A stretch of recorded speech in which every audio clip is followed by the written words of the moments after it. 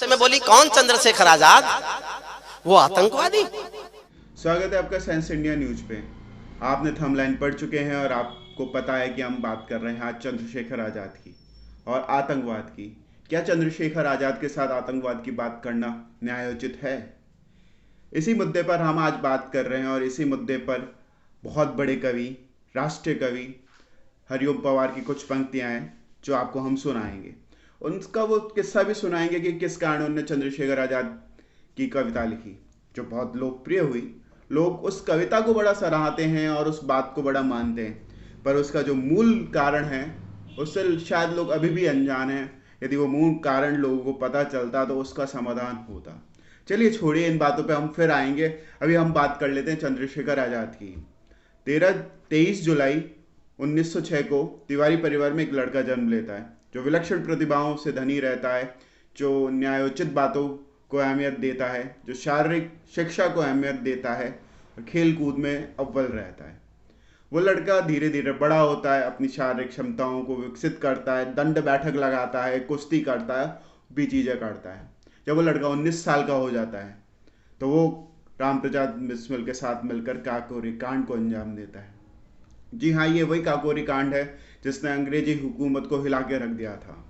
अंग्रेजी हुकूमत ने अपना पूरा पैसा, पूरा दम लगा दिया और उन अब लोगों को, क्रांतिकारियों को पकड़ा जिन्होंने काकोरी कांड में अपनी भूमिका निभाई थी। जो जो क्रांतिकारी उनके हाथ में आए और उन क्रांतिकारियों को बड़ी यातनाएं दी गई और फांसी की सजा दी गई। ये बात एक 19 साल के बच्चे के लिए रोक पाने वाली हो सकती है, पर वो बच्चा तब बड़ा हो रहा था और उसने देश को बड़ा करने और विकसित करने की ठान रखी थी। इन यातनाओं का और इन कथाओं का उस पर असर नहीं हुआ, उसने अपना जोश उसी तरह कायम रखा। उसके बाद वो अपने कदम बढ़ाता रहा। यदि हम चंद्रशेखर आज़ाद की बात करते हैं तो उनका सामर्थ्य, उनका बल और उनकी बुद्धिमत्ता की बात करते हैं, और सबसे बड़ी बात उनका धैर्य। परिस्थितियां हमेशा उनके विपरीत थी। माता पिता की आर्थिक स्थिति हो, साथियों का पकड़ा जाना हो, या कई और चीज़ें, या पूरे भारत की, अपितु यदि पूरे विश्व की भी कहूँ तो अतिशयोक्ति नहीं होगी, क्योंकि उनके विरुद्ध थे अंग्रेज सरकार, वह ब्रिटिश हुकूमत जिसका सूर्य कभी अस्त नहीं होता था। इतनी सारी परिस्थितियां विषम थी, फिर भी उन्होंने अपना धैर्य बनाए रखा, अपने जोश को आगे रखा और काम करते रहे। चलिए अब हम आते हैं उस विषय पर जो विषय बड़ा महत्वपूर्ण है। विषय आता है 1995 करीब में, जब मायावती की सरकार बनती है उत्तर प्रदेश में। समर्थन देते हैं भारतीय जनता पार्टी और उस समय के सबसे राष्ट्रवादी नेताओं में गिनती आने वाले अटल बिहारी वाजपेयी, लाल कृष्ण आडवाणी, मुरली मनोहर जोशी, जिसमें से कई नेताओं की कर्म भूमि कहूँ, राजनीतिक भूमि कहूँ, या सब कुछ माना जा सकता है वो उत्तर प्रदेश था। इस समय स्थितियाँ इस तरह बनती हैं कि एक स्कूल या महाविद्यालय, जो महाविद्यालय हो गया था, उसका नाम था चंद्रशेखर आज़ाद महाविद्यालय, जिसे राजनीतिक कारणों से या अपनी राजनीति चमकाने के लिए नाम बदल दिया जाता है। उसका नाम डॉक्टर भीमराव अंबेडकर महाविद्यालय रख दिया जाता है। हमें इस बात से कोई एतराज़ नहीं कि डॉक्टर भीमराव अंबेडकर के नाम से महाविद्यालय हुआ, परंतु ऐतराज उस बात से है जो उसके बाद हुई।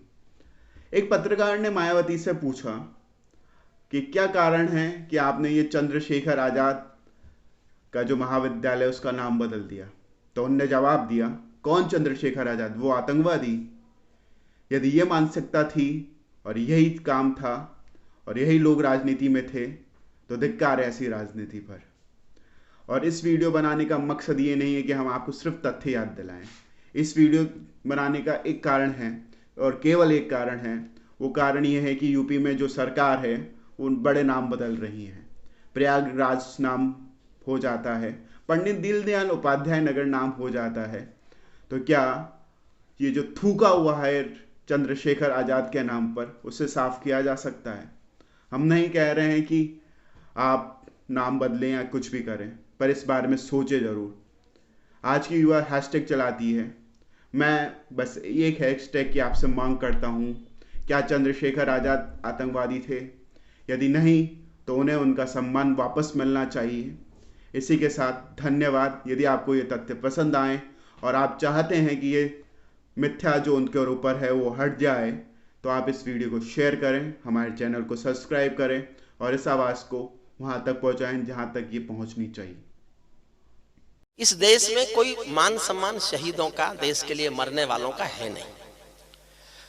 जिन दिनों आदरणीय मायावती जी, क्या वो भैया जी, अब कोई जगह नहीं बैठने की, जिन दिनों आदरणीय मायावती जी पहली बार मुख्यमंत्री बनी थी,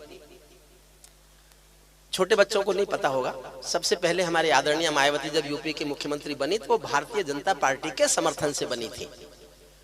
उन्होंने चंद्रशेखर आजाद के नाम के महाविद्यालय का पत्थर उखाड़ा था। एक पत्रकार ने हिम्मत करके कह दिया, क्या कर रही हैं आप, ये महाविद्यालय चंद्रशेखर आजाद के नाम पर है। तो गुस्से में बोली, कौन चंद्रशेखर आजाद, वो आतंकवादी। सरेआम चंद्रशेखर आजाद को आतंकवादी कहा गया। भानु प्रताप शुक्ल ने जनसत्ता में लेख लिखा पूरे देश, मैंने पढ़ा, मुझे लगा कि तो भारतीय जनता पार्टी के बड़े राष्ट्रवादी लोगों के समर्थन से बनी हुई है, वो धमकाएंगे, माफी मंगवा लेंगे। एक हफ्ता गुजर गया, कुछ भी नहीं हुआ, ना उन्होंने माफी मांगी, ना किसी ने, भाजपा वाले ने शिकायत की।